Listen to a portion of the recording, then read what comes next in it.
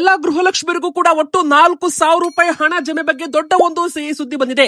ಯಾರಿಗೆಲ್ಲ ಹಣ ಬಂದಿಲ್ಲ ನೋಡಿ ಅಂತವರು ಕೂಡ ವಿಡಿಯೋ ಪೂರ್ತಿಯಾಗಿ ನೋಡಿ, ಯಾವಾಗ ನಿಮ್ಮ ಅಕೌಂಟ್ಗೆ ಹಣ ಬರುತ್ತೆ. ಇನ್ನು ಗೃಹಲಕ್ಷ್ಮಿಯರಿಗೆ ಹೊಸ ನಿಯಮಗಳ ಬಗ್ಗೆ ದೊಡ್ಡ ಒಂದು ಬ್ರೇಕಿಂಗ್ ನ್ಯೂಸ್ ಅಂತಾನೆ ಹೇಳ್ಬೋದು. ನಿಮ್ಮ ಹತ್ರ ರೇಷನ್ ಕಾರ್ಡ್ ಇದ್ರೆ ಅಂದ್ರೆ BPL card, APL card, Antyodaya ಪಡಿತರ ಚೀಟಿ ಇದ್ರೂ ಕೂಡ ನಿಮಗೆ ಭರ್ಜರಿ ಸಿಹಿ ಸುದ್ದಿ ಬಂದಿದೆ ವೀಕ್ಷಕರೇ. ಅನ್ನಭಾಗ್ಯ ಫಲಾನುಭವಿಗಳಿಗೂ ಕೂಡ ಸಿಹಿ ಸುದ್ದಿ ಇತ್ತ, ಗೃಹಲಕ್ಷ್ಮಿಯರಿಗೂ ಕೂಡ ಭರ್ಜರಿ ಬ್ರೇಕಿಂಗ್ ನ್ಯೂಸ್ ಗಳು ಬಂದಿರುವಂತದ್ದು. ಇನ್ನು ಮತ್ತೆ ಕರ್ನಾಟಕ ಬಂದ್ ಎಚ್ಚರಿಕೆ ಕೊಡಲಾಗಿದೆ. ಹೌದು ವೀಕ್ಷಕರೇ, ಎದಕ್ಕೋಸ್ಕರ ಮತ್ತೆ ಕರ್ನಾಟಕ ಬಂದ್ ಎಂಬುವ ಘೋಷಣೆ ಬರ್ತಾ ಇದೆ, ಎದಕ್ಕೆ ಅಂತಾನೂ ಕೂಡ ವಿಡಿಯೋದಲ್ಲಿ ನೋಡ್ತಾ ಹೋಗೋಣ. ಇನ್ನೊಂದು ಕಡೆಗೆ ಕಾವೇರಿ ನೀರಿನ ಒಂದು ಹೋರಾಟ ಕೂಡ ಈಗ ಕರ್ನಾಟಕದಲ್ಲಿ ಶುರುವಾಗುತ್ತೆ ಎಂಬುವ ಪ್ರಶ್ನೆ ಕೂಡ ಶುರು ಆಗ್ತಾ ಇದೆ. ಹೌದು, ಪೂರ್ತಿಯಾಗಿ ವಿಡಿಯೋ ನೋಡಿ ಎಲ್ಲಾ ಮಾಹಿತಿ ತಿಳಿದುಕೊಳ್ಳಿ.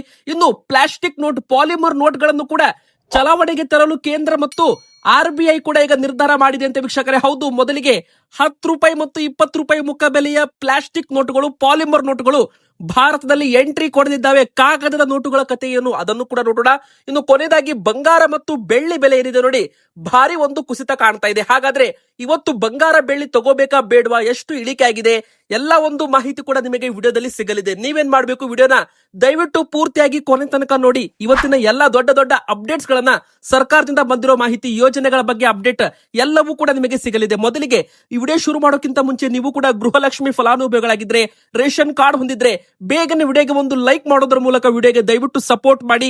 ಹಾಗೂ ಪ್ರತಿಯೊಬ್ರು ಕೂಡ ಕಮೆಂಟ್ ಬಾಕ್ಸ್ ಅಲ್ಲಿ ನಿಮಗೆ 30 ಮತ್ತು 31ನೇ ಕಂತಿನ ಗೃಹಲಕ್ಷ್ಮಿ ಹಣ ಜಮೆ ಆಗಿದೆಯಾ, ಎಸ್ ಆರ್ ನೋ ಅಂತ ನಮಗೆ ದಯವಿಟ್ಟು ಕಮೆಂಟ್ ಮಾಡಿ. ನೋಡಿ, ತುಂಬಾ ಜನ ನಿನ್ನೆ ಕಮೆಂಟ್ ಮಾಡಿದ್ರು ನಮಗೆ 30, 31ನೇ ಕಂತು ಹಣ ಬಂದಿಲ್ಲ ಅಂತ. ಇದು ತುಂಬಾ ಜನ 29, 30, 31ನೇ ಕಂತು ಹಣ ಬಂದಿಲ್ಲ ಅಂತ ಕಮೆಂಟ್ ಮಾಡ್ತಿದ್ದಾರೆ. ಆದ್ರೆ ವೀಕ್ಷಕರೇ, ಸರ್ಕಾರದಿಂದ ಬಂದಿರೋ ಮಾಹಿತಿ ಪ್ರಕಾರ ನೋಡ್ತಾ ಹೋಗೋದಾದ್ರೆ 31ನೇ ಕಂತು ಮೊನ್ನೆ ತಾನೇ 2,400 ಕೋಟಿ ರೂಪಾಯಿ ಹಣವನ್ನ ರಿಲೀಸ್ ಮಾಡಲಾಗಿದೆ. ಅಂದ್ರೆ ಗೃಹಲಕ್ಷ್ಮಿಯರಿಗೆ ಕೆಲವರಿಗೆ ಮಾತ್ರ 31ನೇ ಕಂತು ಬಂದಿದೆ, ಆದ್ರೆ ಇನ್ನು ಕೆಲವರಿಗೆ 31ನೇ ಕಂತು ಹಣ ಜಮೆ ಆಗಿಲ್ಲ. ಇನ್ನು ಕೆಲವರು 2 ಕಂತು 3 ಕಂತು ಬಂದಿಲ್ಲ ಅಂತಾನು ಕೂಡ ಕಮೆಂಟ್ ಮಾಡ್ತಿದ್ದಾರೆ.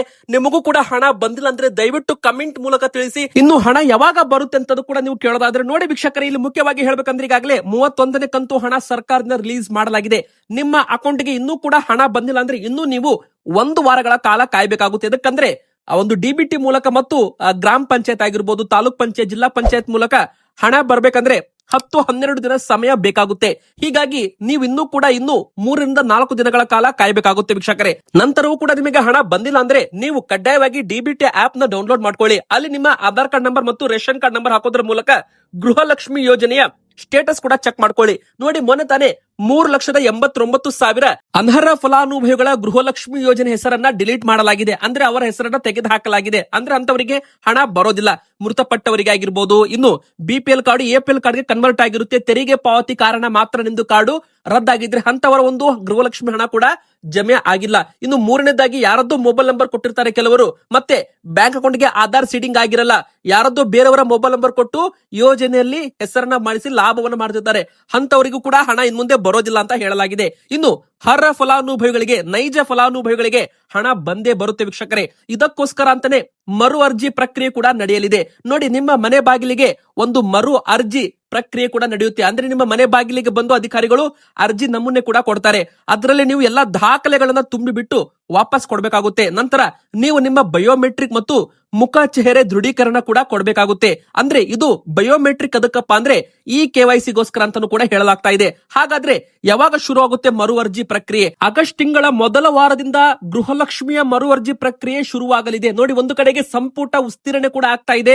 ಸೊ ಈಗ ಮುಂದಿನ ಬರೋ ವಿಡಿಯೋದಲ್ಲಿ ಯಾವಾಗ ಅಧಿಕೃತವಾಗಿ ಘೋಷಣೆ ಆಗುತ್ತೆ ಅದರ ಬಗ್ಗೆ ನಾವು ನಿಮಗೆ ಮಾಹಿತಿ ಕೂಡ ಕೊಡಲಿದ್ದೇವೆ.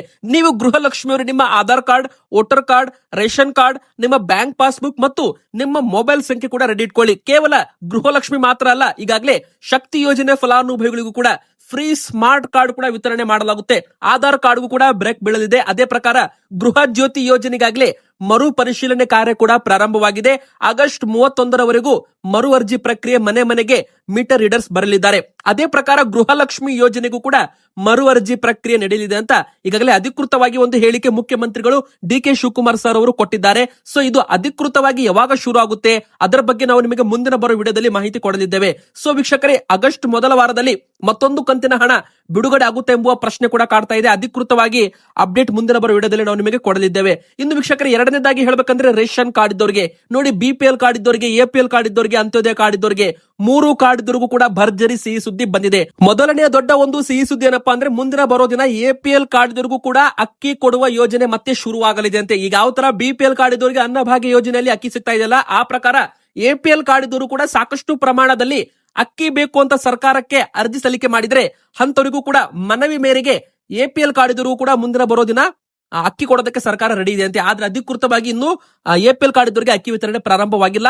ಯಾವಾಗ ವಿತರಣೆ ಆಗುತ್ತೆ ಕಾದು ನೋಡ್ಬೇಕಾಗಿದೆ. ಇನ್ನು ಎರಡನೇದಾಗಿ ಇಂದಿರಾ ಕಿಟ್, ಹೌದು, ತುಂಬಾ ಜನ ಕಾಯ್ತಾ ಇದ್ದ ಇಂದಿರಾ ಕಿಟ್ ಯೋಜನೆ ಕೂಡ ಇನ್ನು 3 ತಿಂಗಳ ಒಳಗೆ ಜಾರಿಗೆ ತರೋದಾಗಿ ಆಹಾರ ಸಚಿವರು KH ಮುನಿಯಪ್ಪ ಸರ್ ಅವರು ಒಂದು ಹೇಳಿಕೆಯನ್ನ ಕೊಟ್ಟಿದ್ದಾರೆ. ಹೌದು ವೀಕ್ಷಕರೇ, BPL ಕಾರ್ಡ್ ಇದ್ದವರಿಗೆ, ಅಂತ್ಯೋದಯ ಕಾರ್ಡ್ ಇದ್ದವರು ಕೂಡ ಅಕ್ಕಿ ಬದಲಾಗಿ ಅಡುಗೆ ಎಣ್ಣೆ, ಉಪ್ಪು, ಸಕ್ಕರೆ ಹಾಗೂ ತೊಗರಿ ಬೇಳೆ, ಇತ್ತ ಕೇಂದ್ರ ಸರ್ಕಾರದಿಂದ ರಾಗಿ ಮತ್ತು ಅಕ್ಕಿ ಕೂಡ ವಿತರಣೆ ಮಾಡಲಾಗುತ್ತೆ. ಟೋಟಲ್ ಆಗಿ ಹೇಳ್ಬೇಕಂದ್ರೆ 6 ಆಹಾರ ಸಾಮಗ್ರಿಗಳು ನಿಮಗೆ BPL ಕಾರ್ಡ್ ಇದ್ದವರಿಗೆ, ಅಂತ್ಯೋದಯ ಕಾರ್ಡ್ ಇದ್ದವರಿಗೆ ಸಿಗಲಿದೆ ಅಂತಾನೆ ಹೇಳ್ಬೋದು. ಇಲ್ಲಿ ಮುಖ್ಯವಾಗಿ ಇಂಪಾರ್ಟೆಂಟ್ ಏನಪ್ಪಾ ಅಂದ್ರೆ, ಈ ಇಂದಿರಾ ಕಿಟ್ ಅನ್ನ 3 ಭಾಗದಲ್ಲಿ ವಿಂಗಡಿಸಿದ್ದಾರೆ. ಹೌದು, ಮೊದಲಿಗೆ ನಿಮ್ಮ ಕುಟುಂಬದಲ್ಲಿ 2 ಜನ ಇದ್ರೆ 2.5 kg ಒಂದು ಇಂದಿರಾ ಕಿಟ್ ಸಿಗುತ್ತೆ. ಅದೇ ನಿಮ್ಮ ಕುಟುಂಬದಲ್ಲಿ 4 ಜನ ಇದ್ರೆ 5 kg ತೂಕದ ಇಂದಿರಾ ಕಿಟ್ ಸಿಗುತ್ತೆ. ಅದೇ ನಿಮ್ಮ ಕುಟುಂಬದಲ್ಲಿ 5ಕ್ಕಿಂತ ಹೆಚ್ಚು ಜನ ಇದ್ರೆ ಅಂತವರಿಗೆ 7.5 kg ತೂಕದ ಇಂದಿರಾ ಫುಡ್ ಕಿಟ್ ಸಿಗಲಿದೆ. ಮತ್ತೆ ವೀಕ್ಷಕರ, ಇಂಪಾರ್ಟೆಂಟ್ ಮತ್ತೊಂದೇನಪ್ಪಾ ಅಂದ್ರೆ, ಇಂದಿರಾ ಕಿಟ್ ಅಲ್ಲಿ ಅಕ್ಕಿ ಇರೋದಿಲ್ಲ. ಅಂದ್ರೆ ಕೇಂದ್ರ ಸರ್ಕಾರ ಅಕ್ಕಿ ಮತ್ತು ರಾಗಿ ವಿತರಣೆ ಮಾಡುತ್ತೆ.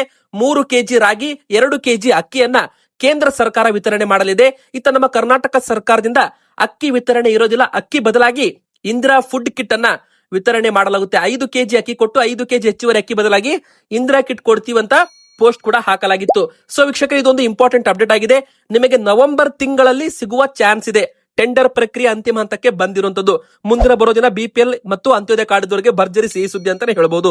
ಇನ್ನು ಮೂರನೇದಾಗಿ ಮತ್ತೆ ಕರ್ನಾಟಕ ಬಂದ್ ಎಚ್ಚರಿಕೆ ಕೊಡಲಾಗಿದೆ ಅಂತೆ. ಹೌದು ವೀಕ್ಷಕರೇ, ಕಾವೇರಿ ಹೋರಾಟದ ಬಗ್ಗೆ ಕನ್ನಡ ಪರ ಹೋರಾಟಗಾರರು ಏನ್ ಹೇಳಿದ್ದಾರೆ?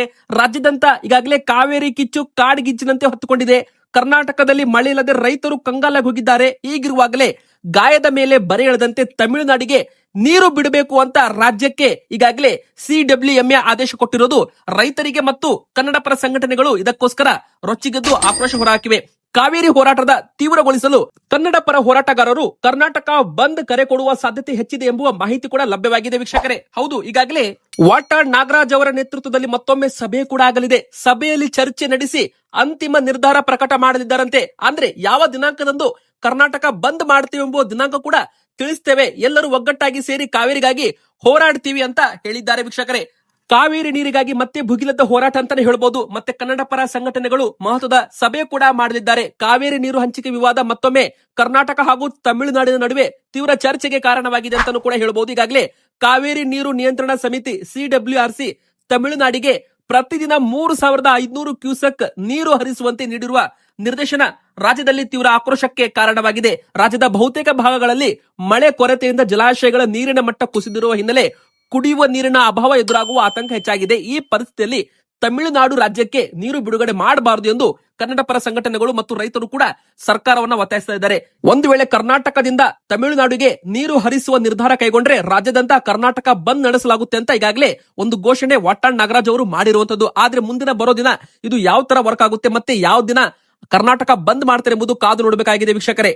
ಇನ್ನು ಈ ಒಂದು ಬಂದ್ಗೆ ಯಾರೆಲ್ಲ ಸಾಥ್ ಕೊಡ್ತಾರೆ ಎಂಬುದು ಕೂಡ ಮುಂದಿನ ಬರುವ ವಿಡಿಯೋದಲ್ಲಿ ನಾವು ನಿಮಗೆ ಅಪ್ಡೇಟ್ ಕೊಡಲಿದ್ದೇವೆ. 4ನೇ ದೊಡ್ಡ ಬ್ರೇಕಿಂಗ್ ನ್ಯೂಸ್, ಕಾಗದದ ನೋಟುಗಳಿಗೆ ಗುಡ್ ಬೈ. ಬರಲಿದೆ ಭಾರತ ದೇಶದಲ್ಲಿ 10 ರೂಪಾಯಿ 20 ರೂಪಾಯಿ ಮುಖಬೆಲೆಯ ಪ್ಲಾಸ್ಟಿಕ್ ಪಾಲಿಮರ್ ನೋಟ್ಸ್ ಗಳು ಬಿಡುಗಡೆಗೆ ಕೇಂದ್ರ ಸರ್ಕಾರ ಅಂಕಿತ ಕೊಟ್ಟಿದೆ ಅಂತೆ.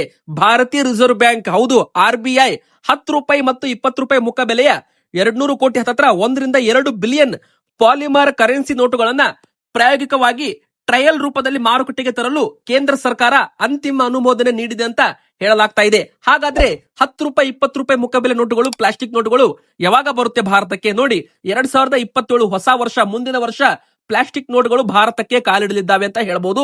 ಇನ್ನು ಎರಡನೇದಾಗಿ ಯಾವುದೇ ಕಾರಣಕ್ಕೂ ನೋಟುಗಳಂತೂ ಬ್ಯಾನ್ ಆಗೋದಿಲ್ಲ ಅಂತಾನೂ ಕೂಡ ಒಂದು ಕಡೆಗೆ ಹೇಳಿಕೆ ಕೂಡ ಬಂದಿದೆ ವೀಕ್ಷಕರೇ. ನೋಡಿ, ಇದು ಪ್ರಾಯೋಗಿಕವಾಗಿ ಪರೀಕ್ಷೆಗಳು ಯಶಸ್ವಿ ಆದ್ರೆ ಮಾತ್ರ ಮುಂದಿನ ದಿನಗಳಲ್ಲಿ ಪಾಲಿಮರ್ ನೋಟುಗಳನ್ನ ನಿಯಮಿತವಾಗಿ ಚಲಾವಣೆಗೆ ತರುವ ಬಗ್ಗೆ ಪರಿಶೀಲನೆ ಮಾಡಲಾಗುತ್ತೆ ಅಂತ ಹೇಳಲಾಗಿದೆ.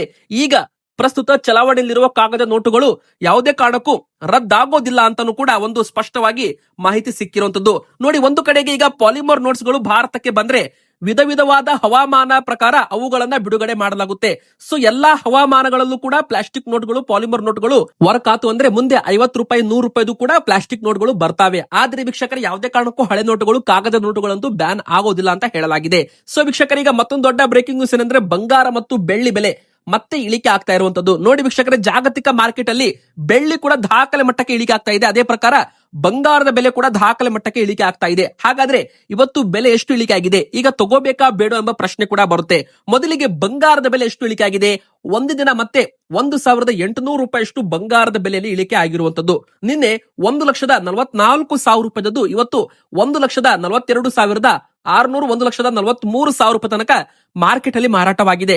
ಆನ್ಲೈನ್ ನಲ್ಲಿ MCX ಅಲ್ಲಿ 1,42,000 ರೂಪಾಯಿ ಅತ್ತ MCX ಅಲ್ಲಿ ಟ್ರೇಡ್ ಆಗ್ತಾ ಇದೆ. ನೋಡಿ, ಬಂಗಾರ ಹೋದ ಒಂದು ತಿಂಗಳ ಹಿಂದೆ 1,50,000 ರೂಪಾಯಿದ್ದು ಈಗ 1,43,000 ರೂಪಾಯಿಗೆ ಬಂದಿದೆ. 7,000 ರೂಪಾಯಿ ಕುಸಿತವಾಗಿದ್ರೆ, ಅದೇ ಪ್ರಕಾರ ಬೆಳ್ಳಿ ಕೂಡ ಹೋದ ತಿಂಗಳು ಬರೋಬ್ಬರಿ 2,60,000, 2,70,000 ರೂಪಾಯಿದ್ದು ಈಗ 2,35,000 ರೂಪಾಯಿ 1 kgಗೆ ಮಾರಾಟವಾಗ್ತಾ ಇದೆ. ಇನ್ನು MCX ಅಲ್ಲಿ ಮಲ್ಟಿ ಕಾಮೊಡಿಟಿ ಎಕ್ಸ್ಚೇಂಜ್ ಅಲ್ಲಿ ಬೆಳ್ಳಿ ಬೆಲೆ 2,20,000 ರೂಪಾಯಿ ಕೆಳಗೆ ಬಂದಿದೆ. ಅಂದ್ರೆ 2,18,000, 2,17,000 ರೂಪಾಯಿ ಅತ್ತ ಬೆಳ್ಳಿ ಬೆಲೆ ಟ್ರೇಡ್ ಆಗಿರುವಂತದ್ದು. ಸೊ ವೀಕ್ಷಕರೇ, ಮುಂದಿನ ಬರೋ ದಿನಗಳಲ್ಲಿ ಮತ್ತಷ್ಟು ಇಳಿಕೆ ಆಗುವ ಸಾಧ್ಯತೆ ಕೂಡ ಇದೆ ಅಂತ ಹೇಳಲಾಗ್ತಾ ಇದೆ. ಅಮೆರಿಕ ಮತ್ತು ಇರಾನ್ ನಡುವಿನ ಯುದ್ಧ ಕಾರಣದಿಂದಾಗಿ ಕಚ್ಚಾ ತೈಲ ಬೆಲೆ ಏರಿಕೆ ಆಗ್ತಾ ಇದೆ. ಕಚ್ಚಾ ತೈಲ ಬೆಲೆ ಏರಿಕೆ ಆಗ್ತಾ ಇದ್ದಂತೆ ಡಾಲರ್ ಕೂಡ ಸ್ಟ್ರಾಂಗ್ ಆಗ್ತಾ ಇದೆ. ಅಮೆರಿಕನ್ ಡಾಲರ್ ಯಾವಾಗ ಬಲವಾಗುತ್ತೆ ಅವಾಗ ಬಂಗಾರ ಬೆಳ್ಳಿಯಲ್ಲಿ ಹೂಡಿಕೆದಾರರ ಸಂಖ್ಯೆ ಕೂಡ ಕಡಿಮೆ ಆಗುತ್ತೆ ಅಂತ ಹೇಳಲಾಗಿದೆ. ಹೀಗಾಗಿ ಬಂಗಾರ ಬೆಳ್ಳಿ ಮತ್ತಷ್ಟು ಇಳಿಮುಖದಲ್ಲಿ ಸಾಗುವ ಸಾಧ್ಯತೆ ಇದೆ ಅಂತ ಹೇಳಲಾಗಿದೆ. ವೀಕ್ಷಕರು, ಈಗ ತಗೋಬೇಕಾ ಬೇಡವಾ ಅಂದ್ರೆ ನೋಡಿ, ಬೆಲೆ ಈಗ ಸದ್ಯಕ್ಕೆ ಇಳಿಕೆ ಆಗಿರೋದ್ರಿಂದ ನೀವು ಸ್ವಲ್ಪ ಇದರಲ್ಲಿ ತಗೋಬಹುದು. ಬಂಗಾರ ಬೆಳ್ಳಿ ಸ್ವಲ್ಪ ನೀವು ತಗೋಬಹುದು ಅಂತ ಹೇಳ್ತಾ ಇವತ್ತಿನ ವಿಡಿಯೋನ ಮುಗಿಸ್ತಾ ಇದ್ದೇನೆ. ವಿಡಿಯೋನ ಲೈಕ್ ಮಾಡಿ, ಚಾನಲ್ಗೆ ಸಬ್ಸ್ಕ್ರೈಬ್ ಆಗಿ, ನಿಮ್ಮ ಮನಸ್ಸಿಗೆ ಕಮೆಂಟ್ ಮಾಡಿ.